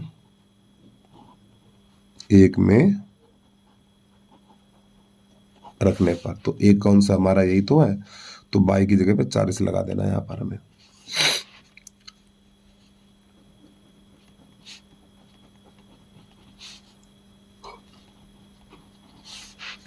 तो बन जाएगा 4x और 4 सत्ते 28 और बराबर 360। इसको उधर भेजिए, तो 4x बराबर 360 और माइनस 280, तो 4x बराबर हो जाएगा 0 और 16 में से 8 जाएगा, 16 में से 8 जाएगा तो 8 ही बचेगा। इसको काट दीजिए, 4 एकम 4 और 4 दूनी 8 तो 20। अब आपको यहाँ पे लिख लेना है x बराबर 20 रुपये। ठीक, अब यहाँ पे बच्चों ने x क्या माना था, x माना था कुर्सी का मूल्य और y माना था मेज का मूल्य। तो नई लाइन से लिख देना है एक कुर्सी का, यानी कुर्सी का मूल्य बराबर, चाहो तो लिख लो ऐसे, एक कुर्सी का मूल्य कितना, x माना था, x का मान 20 निकला, 20 रुपये। फिर एक मेज का मूल्य, मेज का मूल्य बराबर कितना, 22 माना था, तो 22 का मान 40 रुपये। ठीक, ये हमारा प्रश्न हल हो गया। इसके बाद अगला प्रश्न देखिएगा आप, प्रश्न है हमारा 23 का, अथवा एक आदमी ने 3250 रुपये का ऋण लिया, उसने पहले महीने में 20 रुपये दिए, फिर वह प्रतिमाह 15 रुपये बढ़ाता गया, तो वह कितने माह में ऋण चुकता कर देगा। तो प्यारे बच्चों ये हमारा योग है और ये हमारा ए है और ये हमारा डी है। तो यहाँ पर हमें n का मान ज्ञात करना है। चलिए समझिएगा। तो आपको यहाँ पे लिख लेना है SN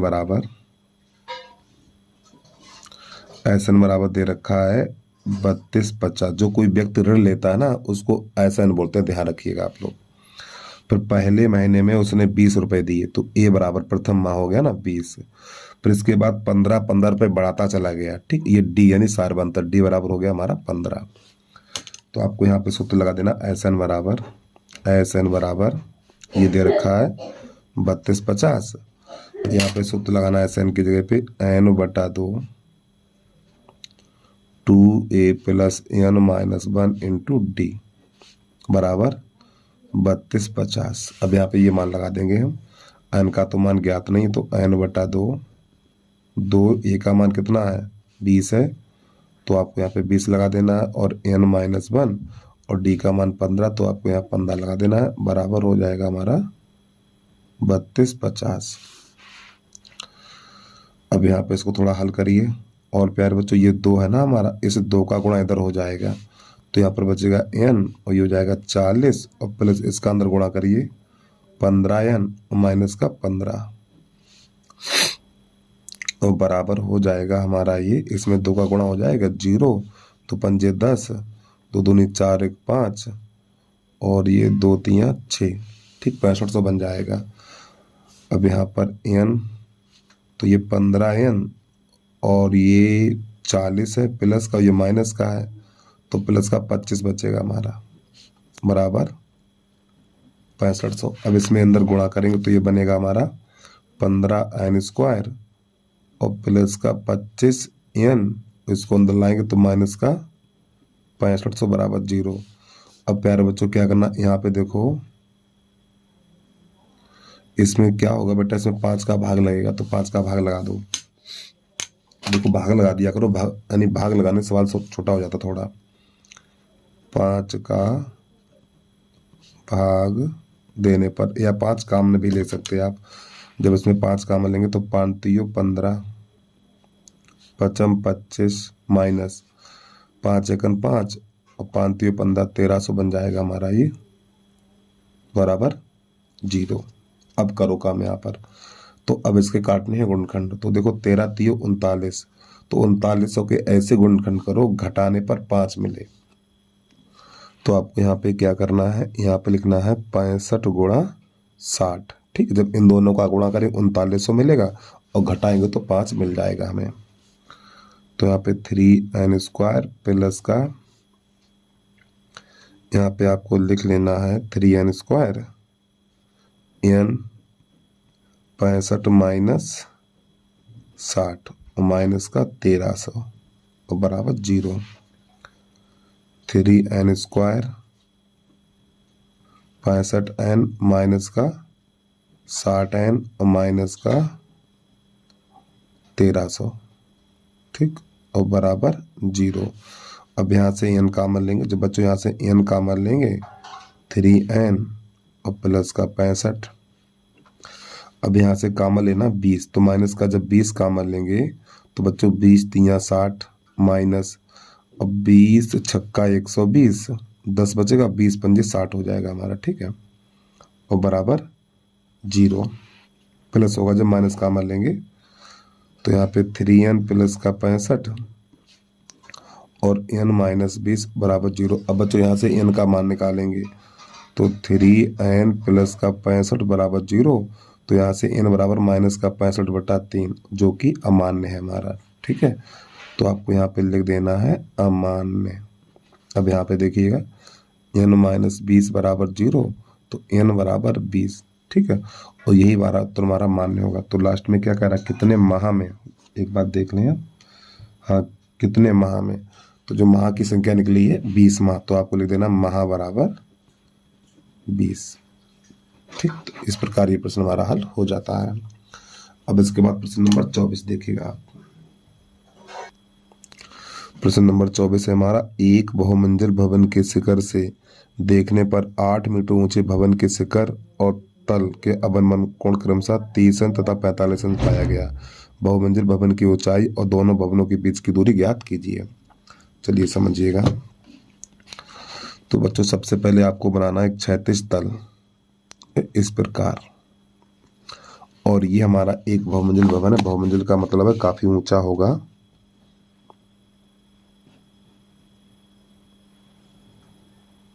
इस प्रकार एक बार प्रश्न को फिर पढ़ेंगे हम। एक बहुमंजिल भवन के शिखर से देखने पर एक 8 मीटर ऊंचा भवन, एक दूसरी तरफ है 8 मीटर ऊंचा भवन है हमारा ये, ठीक है। इस बहुमंजिल के भवन के शिखर से इसके शिखर को देखा गया, ठीक, और तल के अवमन कोण क्रमशः, यानी कि पहले 1 मिनट रुक जाना।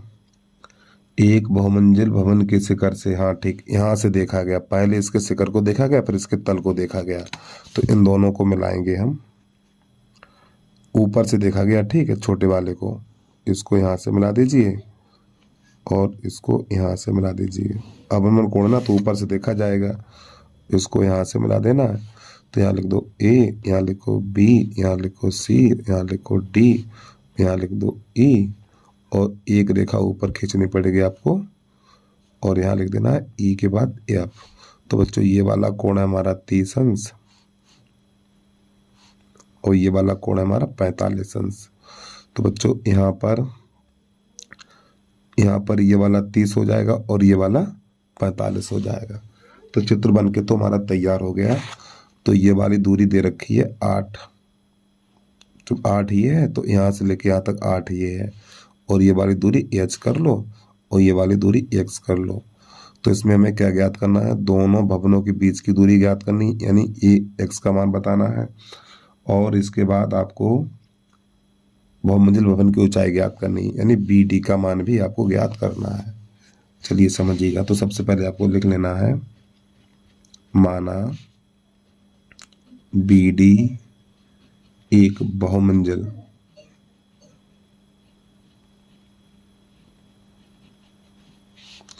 भवन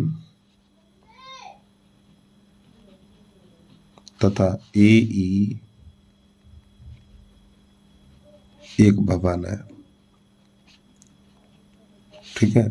तो बच्चों सबसे पहले आपको देखो, ये वाली दूरी x है तो ये भी x कर लो। तो सबसे पहले आपको यहाँ पे त्रिभुज लेना पड़ेगा, ये वाला त्रिभुज ECD में tan 30 लंब बटा आधा, तो h बटा x, tan 30 का मान 1 बटा √3 और h बटा x, गुणा करिए इसका इसमें इसका इसमें, तो x बराबर हो जाएगा हमारा √3h। ये बन जाएगा समीकरण नंबर पहला। अब आपको लिखना ABD में त्रिभुज ABD में tan 45, तो बच्चों लंब बटा आधार h प्लस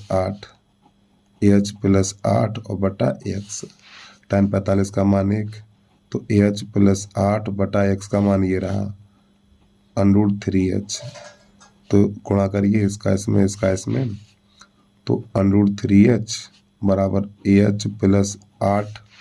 अब यहाँ पे इस h को ले आइए इधर, तो √3h माइनस का h बराबर 8, यहाँ से इन्हीं की h का मान लेंगे, तो √3 माइनस 1 बराबर 8, भाग लगा दीजिए, तो आपका ये हो जाएगा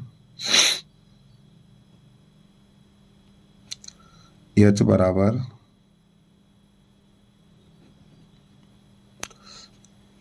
यहाँ पे आपको लिखना h बराबर 8 बटा √3 माइनस 1, इसका हर का परमेकड़ करेंगे तो √3 प्लस 1 और √3 प्लस 1 इस प्रकार। तो h बराबर 8 √3 प्लस 1 और बटा यहाँ पर एक बार प्लस एक बार माइनस है, तो 3 माइनस 1 बन जाएगा। तो h बराबर 8 √3 प्लस 1 और बटा 2 बन जाएगा, इससे ये कट जाएगा, तो यहाँ पर बचेगा हमारा बेटा, यहाँ पर बचेगा 4। तो h बराबर 4 और कोष्टक के अंदर √3 प्लस 1 मीटर, ठीक। अब आपको क्या करना है, यहाँ पर भवन यानी भवनों के बीच की दूरी ज्ञात करनी है और उसके बाद बहुमंजिल भवन की ऊंचाई भी ज्ञात करनी, पर इतना नोट कर लीजिए, ठीक है। अब हम यहाँ पे नए पेज से पहुँच रहे हैं। तो आपको यहाँ पे लिखना है भवनों के बीच की दूरी, भवनों के बीच की दूरी। तो बच्चों यहाँ पे भवनों के बीच की दूरी को हमने क्या माना था, x माना था। फिर x का मान क्या ये रहा, बराबर x। फिर x का मान जो हमारा निकला समीकरण नंबर 1 देखिएगा √3h। ठीक है। और बच्चों लास्ट में जो हमने h का मान निकाला है, h का मान है हमारा यहाँ पर 4 और कोष्टक के अंदर √3 + 1, ये हमारा h का मान है। अब यहाँ पर क्या करेंगे, इस √3 का अंदर गुणा करेंगे, 4 को बाहर रखेंगे, इस √3 का गुणा अंदर करेंगे। तो देखो जब इसका गुणा इसमें करेंगे तो 3 बन जाएगा।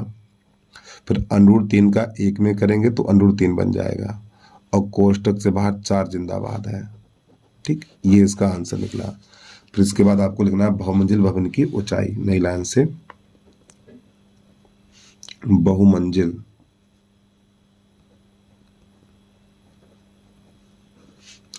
भवन की ऊंचाई। ठीक है, बराबर। तो बच्चों बहुमंजिल भवन की ऊंचाई कितनी, देखो यही तो है h + 8। तो आपको यहाँ पे लिखना h + 8, h + 8। तो बच्चों इस h का मान पीछे निकाल चुके हैं, तो आपको लिखना है 4 कोष्टक के अंदर √3 और +1 और ये प्लस का 8, इस प्रकार। अब चाहो तो इसमें 8 का अंदर गुणा कर दो, सॉरी 4 का अंदर गुणा करो, 4 √3 और +4 × 4 और +8 जिंदाबाद है। तो 4 √3 और प्लस ये बन जाएगा 12। अब यहाँ से 4 कामा ले लेंगे, तो जब बच्चों यहाँ से 4 कामा लेंगे हम, तो यहाँ पर बचेगा √3 और +3 और ये मीटर। तो इस प्रकार ये प्रश्न हमारा कंप्लीट हो जाता है। चलिए इसके बाद अगला प्रश्न देखिए। अच्छा इसमें एक और है 24 का अथवा, उसको भी देख लीजिए आप। 24 का अथवा दे रखा हमें sin theta plus cos theta का होल वर्ग और प्लस cos थीटा और प्लस sec थीटा का होल वर्ग, और बराबर में है यहाँ पर 7 + tan² थीटा और प्लस cos का थीटा, ये रहा। तो सबसे पहले इसका लिखना है आपको LHS, sin theta plus cos theta का वर्ग और plus cos theta plus sec theta का वर्ग। चलिए समझिए। तो बच्चों आपको यहाँ पे a + b का होल वर्ग लगा देना है। तो यहाँ पे a² + b² a² + b² + 2ab 2a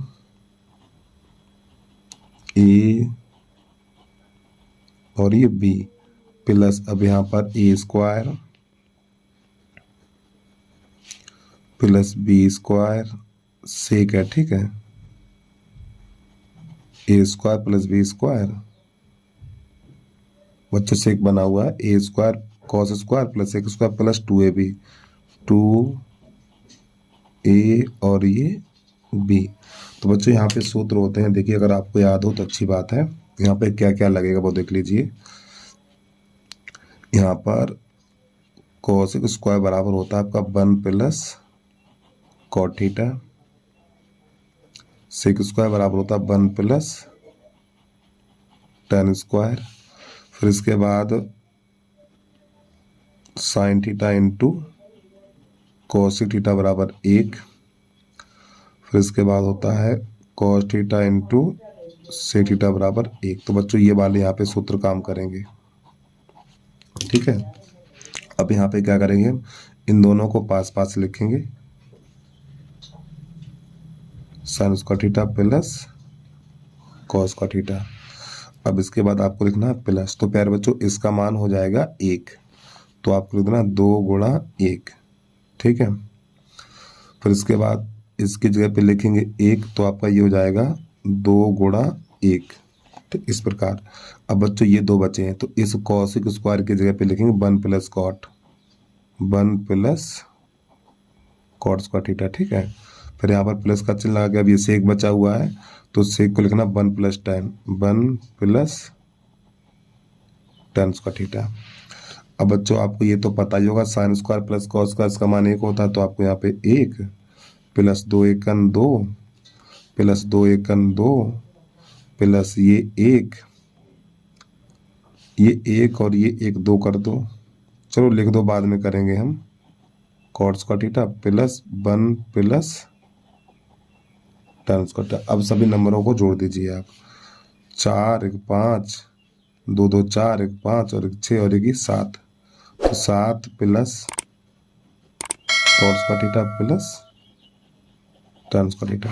ठीक है, तो इस प्रकार ये हमारा प्रश्न हल हो जाता है। तो आपको लिख देना LHS = RHS। अब इसके बाद अगला प्रश्न देखिएगा आप लोग, प्रश्न नंबर 25।